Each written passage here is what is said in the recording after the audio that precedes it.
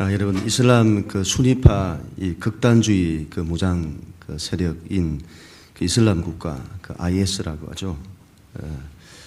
그 IS에 살해된 그 일본인 그 곧도 겐지라는 사람은 이 시리아, 이라크, 소말리아 등 전 세계 분쟁 지역을 다니며 참상을 알려온 그 언론인이었다고 합니다. 18년 동안 분쟁의 현장에서 고통받는 여성이나 어린이들을 도왔다고 합니다. 난민으로 몰린 어린이들의 아픔과 희망을 전 세계에 전하려고 분쟁의 현장에 뛰어들었다고 합니다. 일본의 그 독실한 기독교인이라고 합니다.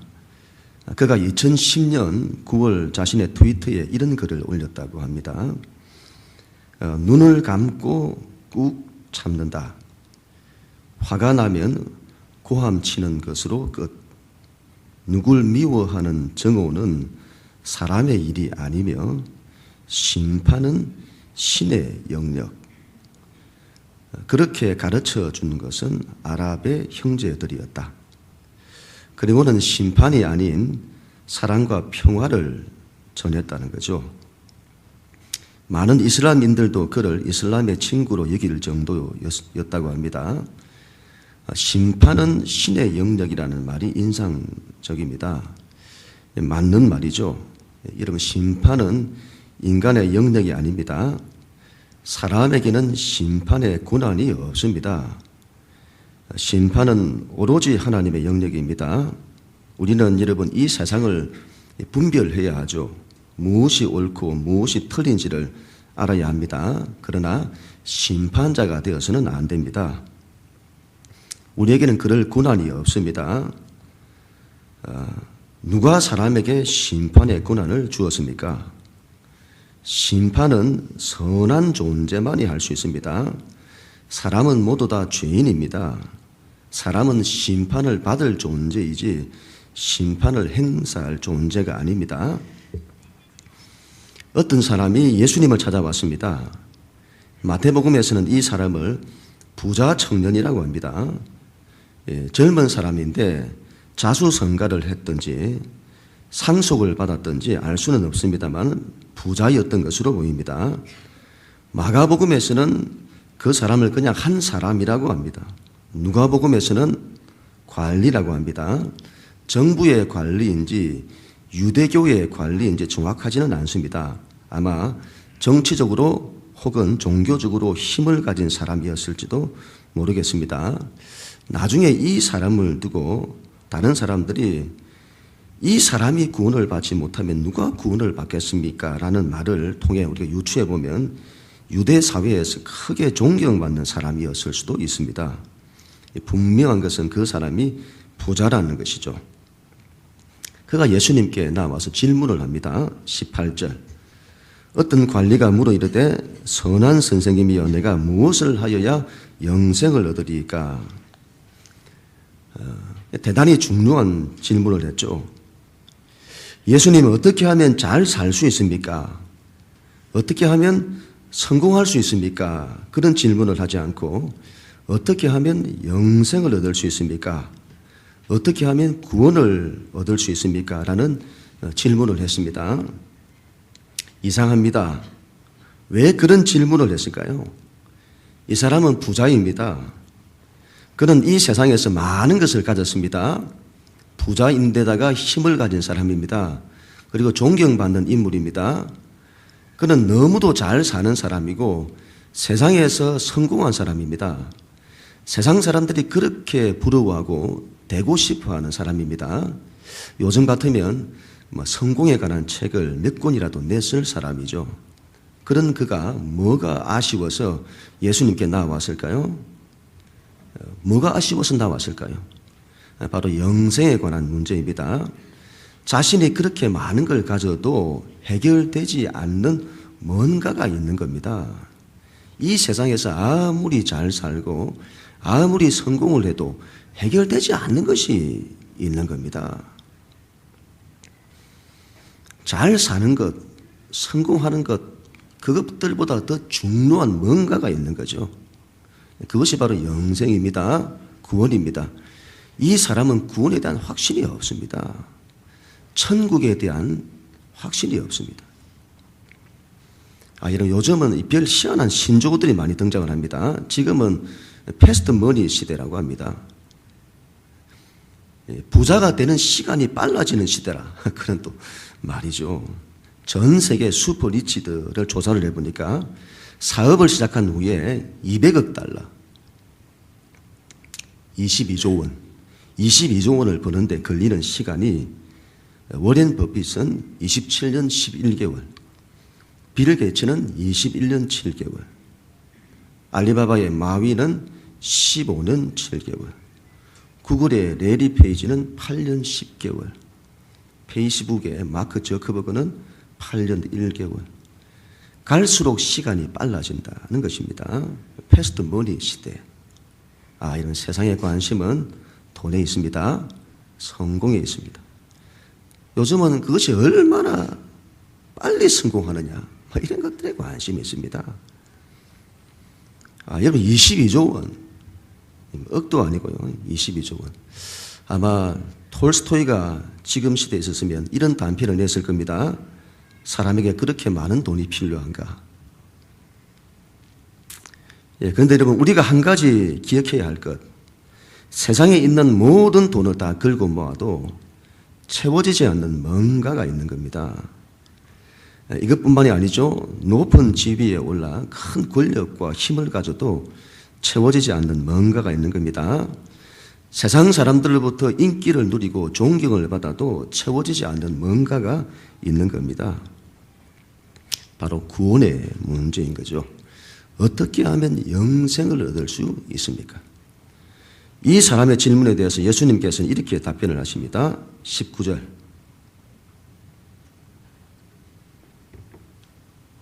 말씀. 예수께서 이르시되 내가 어찌하여 나를 선하다 일컫느냐? 하나님 한 분 외에는 선한 이가 없느니라. 여러분 어떻게 이 부자의 질문에 대해서 예수님의 답변이 좀 이상합니다. 처음부터 좀 퉁명스럽게 말씀을 하신 듯합니다. 예수님은 그 사람이 예수님을 부르는 호칭부터 마음에 안 드시는 듯합니다. 그 사람이 예수님이 이렇게 불렀죠. 선한 선생님이여. 여기에 대해서 예수님의 답변은 네가 어찌하여 나를 선하다 하느냐? 하나님 한 분 외에는 선한 이가 없느니라. 이 사람은 왜 예수님을 그렇게 불렀을까요? 왜 예수님을 선한 선생님이여 이렇게 불렀을까요? 여러분은 예수님을 어떻게 부르십니까? 예수님의 이미지는 여러분에게 어떤 모습입니까? 제게 묻는다면 제게는 예수님의 이미지는 사랑의 이미지가 많습니다. 그래서 저는 예수님을 부른다면 사랑하는 주님 그렇게 부를 겁니다. 예수님을 사랑한다고 고백하고 예수님의 사랑을 늘 받기를 원합니다. 저는 주님을 사랑의 주님이라 이렇게 부를 겁니다. 기적에 관심 있는 사람은 예수님을 기적을 이루는 분으로 이해를 할 겁니다. 사회봉사에 관심 있는 분은 예수님을 가난한 자들을 구제하시는 분으로 이해를 할 겁니다. 성공에 관심 있는 사람은 예수님을 성공하게 하시는 분으로 이해를 할 겁니다. 잘 먹고 잘 사는 것에 관심 있는 사람은 예수님께서 그런 문제를 해결해 주시는 분으로 이해를 할 겁니다. 이 부자는 무엇에 관심이 있을까요? 돈에 관심이 있을까요? 성공에 관심이 있을까요? 그렇지 않습니다. 그는 충분히 돈을 가졌고 충분히 성공을 했습니다. 그는 착하게 사는 것에 관심이 있습니다. 여러분 세계에서 가장 많은 돈을 가진 사람들이 무엇에 관심을 가지던가요? 빌 게이츠가 무엇에 관심을 가지던가요? 착하게 사는 것에 관심을 가집니다. 가난한 사람들을 구제하고 질병을 퇴치하는 일에 관심을 가집니다. 아마 이 부자도 그랬을 것입니다. 그래서 그 사람은 예수님도 자신과 같은 부류의 사람으로 이해를 했을 겁니다. 이 부자의 눈에 예수님은 정말 대단하신 분인 겁니다. 자기도 착한 일이라고 하면 한가닥 하는 사람인데 예수님은 자기보다 더 선을 행하시는 분인 겁니다. 부자의 눈에 예수님은 성인입니다. 공자와 같고 석가모니와 같은 성자입니다. 그래서 부릅니다. 선한 선생님이요. 그런데 예수님께서는 그 부자의 호칭이 마음에 안 드십니다. 어찌하여 나를 선하다고 하느냐. 그러면 예수님이 선하지 않다는 말씀이냐? 그런 말씀이 아니죠. 예수님은 선하다는 말은 하나님께만 붙이는 호칭이다. 예수님은 선을 하나님의 영역으로 돌립니다. 예수님은 하나님의 아들이십니다. 예수님은 죄가 없으신 분이십니다. 그럼에도 불구하고 예수님은 당신 자신을 선하다고 여기시지 않으십니다. 예수님은 선을 하나님 아버지의 영역으로 돌리십니다. 피조물로 창조된 인간은 그 유한성 때문에 선을 온전히 분별할 수도 없고 그 선을 이룰 수도 없습니다. 그래서 창세기에서 첫사람 아담에게 모든 것을 다 허락하시지만 오직 한 가지만은 금지하십니다. 바로 선악을 알게 하는 나무의 열매는 먹지 말라. 선악과를 따먹지 말라. 완전한 선과 완전한 선에 대한 행함은 하나님만이 하실 수 있는 하나님의 영역이라. 선악과는 인간에게 금지되었습니다. 그러면 우리 보고 어떻게 살아라는 말씀이냐? 인간이 선과 악을 분별하고 선을 행해야 하는데 그것이 금지되면 어떻게 살라는 말씀이냐? 너희는 하나님의 뜻으로 살아라. 하나님께 대한 믿음으로 살아라. 하나님께 대한 사랑으로 이웃을 사랑하며 살아라. 선과 악은 하나님의 영역에 맡겨라. 너희가 감당할 수 있는 것이 아니다. 그런데 인간이 그것을 따먹고는 자신이 선을 이룰 수 있다고 생각을 합니다. 그리고 선을 위해서 사합니다. 다르게 말하면 옳고 그름을 자신이 판단하며 살아갑니다. 다시 말하면 사랑으로 살지 않습니다. 정의로 삽니다. 인간은 하나님의 뜻으로 살지 않습니다. 자기 뜻으로 삽니다. 자기의 옳고 그름에 대한 그 뜻으로. 그리고는 자신이 악을 심판하죠. 심판은요, 자기가 선하다고 여길 때 일어납니다. 사람이 자신이 옳다고 생각을 하는 거죠. 그것도 겐지의 말을 기억해야 합니다. 심판은 신의 영역이다. 성경은 이렇게 말씀합니다. 로마서 3장 12절. 선을 행하는 자는 없나니 하나도 없도다. 틀림없는 말입니다. 인간은 선과 악을 동시에 만들어내는 존재이지 선을 만들어내는 존재가 아닙니다. 인간의 이중성이죠. 선과 함께 악을 만들어내는 존재라. 그래서 이렇게 말해야 합니다. 선과 함께 악을 행하는 일은 있다. 그러나 선을 행하는 일은 하나도 없다. 예수님은 절대로 선악과를 따먹지 않으십니다. 예수님은 세상 사람들처럼 선과 악의 기준과 판단으로 세상을 살지 않으십니다. 예수님의 삶은 삶의 방식 자체가 다릅니다. 예수님은 오로지 하나님의 뜻으로 사십니다. 오로지 하나님께 대한 사랑으로 사십니다.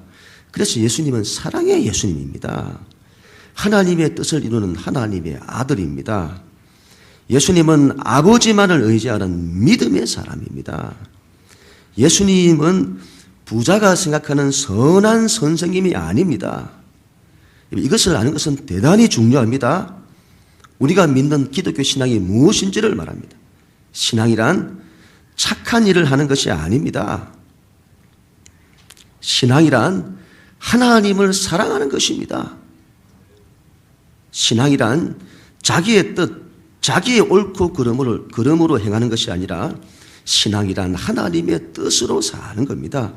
신앙이란 하나님을 사랑하고 하나님을 믿고 하나님의 뜻을 이루어 착한 일들이 일어나는 것이지 착한 일을 위해서 사는 것이 아닙니다. 여러분, 예수님은 이 부자의 호칭에 대해서 별로 마음에 안 드시는 듯하고 이 부자의 신앙에 대해서도 별로 마음에 안 드시는 듯합니다. 부자가 이렇게 질문을 했습니다. 다시 한번 보시면요. 18절. 내가 무엇을 하여야 영생을 얻으리까? 같은 내용을 마태복음에서는 이렇게 말합니다. 내가 무슨 선한 일을 하여야 영생을 얻겠습니까? 부자는 자신이 무슨 선한 일을 해야 영생을 얻는 줄로 생각을 했습니다. 무슨 착한 일을 해야 영생을 얻는 줄로 생각을 했습니다. 그런 착한 일을 했습니다. 그런데 영생에 대한 확신이 없는 겁니다. 구원에 대한 확신이 없는 겁니다. 그래서 예수님께 묻는 거죠. 어떤 선한 일을 해야 영생을 얻을 수 있습니까? 어떤 선한 일을 해야 내가 구원받았다는 것을 확신할 수 있습니까? 그럼 어떻게 해야 될까요? 한국갤럽이 전국의 만 18세 이상 남녀 비종교인 1,500명을 대상으로 한국인의 종교의식을 조사를 했다고 합니다. 사람이 종교가 없이도 구원을 받을 수 있는가? 라는 질문이죠. 좀 더 정확히 말하면 종교가 없는 사람이라도 착하게 살면 구원을 받을 수 있는가? 그런 질문입니다. 여러분 어떻습니까? 그렇다고 대답을 한 사람이 67%였다고 합니다. 종교가 아예 없는 사람들 중에는 76%가 상당한 퍼센테이지죠. 76%가 착하게 살면 구원을 받는다고 답을 했고 불교인은 75% 비슷하게 나왔죠. 천주교인은 67%였다고 합니다. 가톨릭의 교리는 인간의 선행을 강조하는데 그래서 그런지 상당수가 착하게 살면 구원을 받는다고 답을 했습니다. 그런데 개신교인들 중에서도 36%가 착하게 살면 구원을 받을 수 있다고 답했다고 합니다. 착하게 살면 구원을 받습니까? 여러분 사람들은 생각하는가 봅니다. 자기가 착한 사람이고 착하게 살 수 있다고 생각하는가 봅니다. 예수님의 말씀을 기억해야 합니다. 부자가 예수님을 착한 선생님이여라고 하는 부르는 것을 인정하지 않습니다. 하나님의 아들이신 예수님도 당신 자신을 착하다고 선하다고 여기시지 않았습니다. 그런데 사람들이 자신을 선하다고 생각하는가 봅니다. 희한한 일이죠. 부자도 이 중에 한 사람이었던 것 같습니다. 착하게 살면 영생을 얻을 수 있다고 생각을 했던 것 같습니다.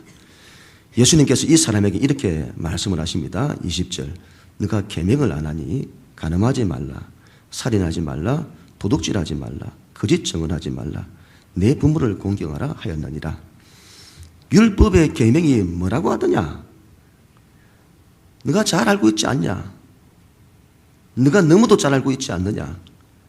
그렇게 살아라. 간음하지 말라고 했으니 간음하지 말고, 살인하지 말라고 했으니 살인하지 말고, 도둑질하지 말라고 했으니 도둑질하지 말고, 거짓 증언하지 말라고 했으니 거짓 증언하지 말고, 내 부모를 공경하라 했으니 부모를 공경해라. 우리는 여기에 대해서 이렇게 질문할 수 있습니다. 그러면 그렇게 살면 구원을 받을 수 있습니까? 이는 어떻습니까? 그렇게 살면 구원받을 수 있습니까? 천만의 말씀입니다. 그럼 예수님께서 왜 이런 말씀을 하셨을까요? 이 점을 잘 이해를 해야 됩니다. 예수님께서는 이 부자의 질문에서 이 사람이 어떤 사람인지를 아셨습니다. 그는 선한 일을 하면 구원을 받는다고 생각하는 겁니다. 예수님의 말씀은 인간은 선을 이룰 수 없다. 선은 하나님만이 이룰 수 있는 영역이다. 그렇게 말해도 사람들은 인정을 하지 않죠. 인간이 선할 수 있다고 생각을 합니다. 그래서 예수님께서는 말씀하시는 겁니다. 그러면 선하게 살아봐라. 인간이 선을 이룰 수 있는지 율법의 말씀대로 살아봐라. 그랬더니 이 사람이 이렇게 말을 합니다. 선생님께서 말씀하신 것은 제가 어릴 때부터 다 지켜 행했습니다. 이 사람 대단한 사람이죠. 어릴 때부터 얼마나 착하게 살았는지 모릅니다. 도둑질도 하지 않았고 거짓말도 하지 않았고 부모님은 늘 공경을 했습니다. 우리들은 어떤가요? 지금까지 도둑질 안 해본 사람 손 들어보세요. 거짓말 안 해본 사람은 손 들어보세요. 부모님을 늘 공경한 사람은 손 들어보세요. 우리는 다 죄인입니다. 이 부자는 대단한 사람입니다. 얼마나 착하게 살아가는지. 여기 있는 우리 모두보다 더 착한 사람입니다. 존경받을 만한 사람이죠. 이런 사람이 구원받아야 되지 않을까요? 그런데 예수님께서 이렇게 말씀을 하십니다. 22절, 23절. 예수께서 이 말씀을 들으시고 이르시되 너가 아직 한 가지 부족한 것이 있으니 너에게 있는 것을 다 팔아 가난한 자들에게 나눠주라. 그리하면 하늘에서 너에게 보화가 있으리라. 그리고 와서 나를 따르라 하시니 그 사람이 큰 부자이므로 이 말씀을 듣고 심히 근심하더라. 예수님께서는 그 부자에게 네가 한 가지 부족한 것이 있다. 네가 가진 재산을 다 팔아서 가난한 자들에게 나눠주고 너는 나를 따르라. 예수님의 이 말씀에 부자가 어떻게 반응을 했을까요?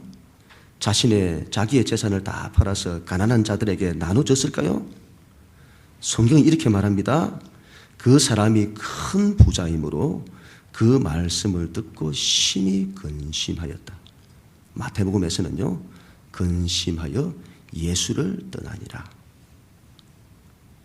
아무리 가난한 자를 도우는 것이 선한 일이라 해도 자신의 전 재산을 팔아서 그들에게 나누어주는 것은 할 수 없었던 거죠. 예수님께서는 이 부자를 통해서 인간이 누구인지를 밝히시는 겁니다. 사람은 자신이 선하다고 생각합니다. 선을 이룰 수 있다고 생각합니다. 예수님께서는 그런 생각이 얼마나 어리석은 위선인지를 밝히십니다. 예수님께서는 착한 일을 하면 구원을 받는다고 생각하는 신앙인들과 그런 세상 사람들의 위선을 밝히십니다. 여러분, 이런 아이러니가 없습니다. 선을 이룰 수 없는 인간이 선을 이룰 수 있다고 생각합니다. 구원의 문제는 인간에게 가장 중요한 문제인 동시에 가장 어려운 문제입니다. 구원의 문제는 세상에서 부자가 되고 성공을 하고 힘과 권력을 가지고 세상의 사람들의 인기와 존경을 받는 것보다 더 중요한 문제입니다. 그런 것들을 다 가져도 채워지지 않는 것이 구원의 문제입니다. 가장 어려운 문제입니다. 그런데 자신이 가진 전 재산을 팔아 가난한 자들에게 나누어주는 일도 못하는 인간이 어떻게 자기 힘으로 구원을 이룰 수 있다고 생각하는 것일까요? 이 어려운 문제를 자기 재산 하나 해결하지 못하는 그 인간이 어떻게 이 문제를 해결할 수 있다고 생각을 하는 것일까요? 예수님께서는 그 부자가 자기 자신을 선하다고 생각하는 그 자체를 깨뜨리십니다. 인간은 선하지 않다. 선을 이룰 수 없다. 여러분, 이것은 못을 박아야 합니다. 인간은 선한 존재가 아닙니다. 그것은 하나님께만 해당되는 것입니다. 인간은 죄인입니다. 세상 사람들이 인정을 안 하려고 해서 그렇지 틀림없는 사실입니다. 우리가 선한 일을 해서 구원을 받을 수 있다고요? 천만의 말씀입니다. 인간은 선을 행할 수 없습니다. 예수님께서 이렇게 말씀을 하시죠. 24절, 25절. 예수께서 그를 보시고 이르시되 재물이 있는 자는 하나님 나라에 들어가기가 얼마나 어려운지 낙타가 바늘귀로 들어가는 것이 부자가 하나님 나라에 들어가는 것보다 쉬우리라. 재물이 있는 자가 하나님 나라에 들어가기가 얼마나 어려운고 재물이 있는 자가 구원을 받는 것이 얼마나 어려운고 낙타가 바늘귀에 들어가는 것이 부자가 하나님 나라에 들어가는 것보다 쉬우리라. 여러분, 예수님의 이 말씀은 너무 심한 말씀 아닐까요? 어떻게 그 부자에게 그런 말씀을 하실 수 있습니까? 그 부자가 자기의 전 재산을 파는 것은 못했다고 할지라도 나머지는 얼마나 착하게 살았습니까? 그것도 어릴 때부터. 그런 사람에게 어떻게 그런 말씀을 하실 수 있습니까? 좀 심하게 말하면요, 그 사람을 앞에 두고 예수님이 박살을 내신 겁니다. 심하게 말하면 박살을 내신 겁니다. 너는 구원받을 수 없다. 여러분, 너는 하나님 나라를 볼 수도 없고 하나님 나라에 들어갈 수도 없다.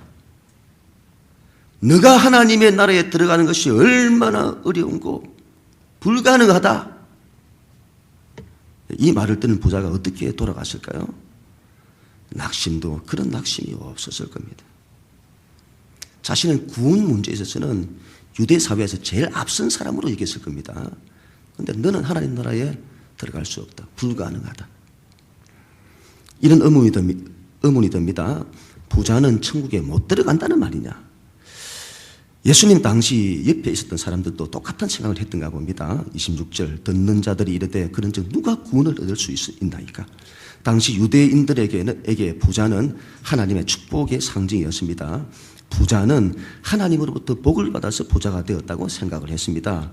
부자인데다가 얼마나 착한지 모릅니다. 세상에서 이런 사람 또 없습니다. 누구 노래가 가사 이런 사람 또 없습니다. 구원을 받으면 여러분 이런 사람이 받아야죠. 이런 사람이 받지 못하면 누가 구원을 받을 수 있습니까? 예수님의 말씀은 부자가 구원을 얻을 수 없다는 것이 아니라 부자로 대표되는 자기 힘과 자기 능력으로 성공을 이루어내고 선을 행하여 구원을 받는다고 하는 것은 불가능하다. 사람은 할 수 없다. 예수님은 이것을 못 박으시는 겁니다. 그리고 마지막으로 이렇게 말씀하십니다. 27절 이르시되 무릇 사람이 할 수 없는 것을 하나님은 하실 수 있느니라. 구원은 사람이 할 수 있는 일이 아니다. 구원은 하나님이 하시는 일이다. 구원은 우리가 착한 일을 한다고 얻을 수 있는 것이 아니다. 구원은 하나님이 하셔야만 하는 일이다. 이것을 아는 것은 대단히 중요합니다. 우리가 믿는 기독교 신앙이 무엇인지를 말씀합니다. 신앙이란 우리의 힘과 우리의 능력으로 하는 것이 아니다. 신앙이란 하나님의 힘과 하나님의 능력으로 하는 것이다. 세상 일은 사람의 힘으로 할 수 있습니다. 그러나 하나님의 일은 그런 것으로 할 수 없습니다. 하나님의 일은 하나님이 하시는 것으로만 가능합니다. 너희는 그 은혜에 의하여 믿음으로 말미암아 구원을 얻나니 이것은 너희에게서 난 것이 아니다. 하나님의 선물이라. 신앙의 비밀은 믿음에 있습니다. 믿음으로 하나님이 하시는 일이 나타납니다. 그래서 우리는 믿음의 사람이 되어야 합니다. 우리는 부자처럼 살려고 해서는 안 됩니다. 하나님을 믿는다는 사람이 자기 힘으로 선한 일을 해서 구원을 받고자 해서는 안 됩니다. 이런 거죠. 우리가 착한 일을 해야 되겠다. 이걸 가지고 막 세상을 살아가는 거죠. 되든가요? 우리 중고등부 학생들이 있는데 그게 되든가요? 안 됩니다. 여러분들이 힘을 쓰고 용을 써도 안 됩니다. 신앙은 그 길을 가는 것이 아닙니다. 신앙은 어떤 길이라고요? 내가 내 힘으로 뭔가를 막 해가는 착한 일을 이루고자 하는 이게 신앙의 길이 아니라 그건 할 수가 없습니다. 그래서 하나님을 의지하는 그 신앙으로 하나님을 사랑하고 하나님을 믿는 겁니다. 그런데 이걸 모릅니다. 신앙이 하나님을 사랑하는 것이라는 것을.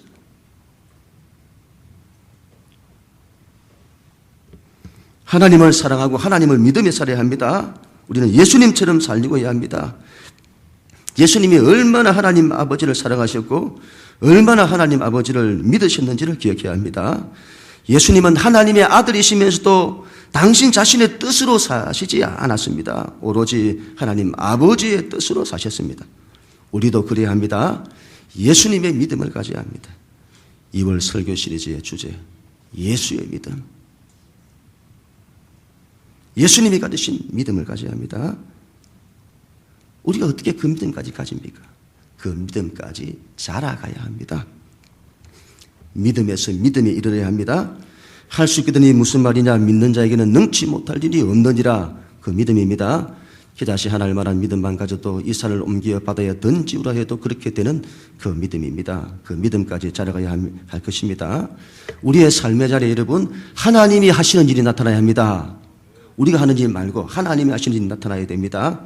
그러기 위해서는 하나님의 뜻에 서야 합니다. 하나님이 하셔야만 합니다. 하나님께 대한 사랑과 믿음입니다. 하나님을 가까이 하고자 해야 합니다.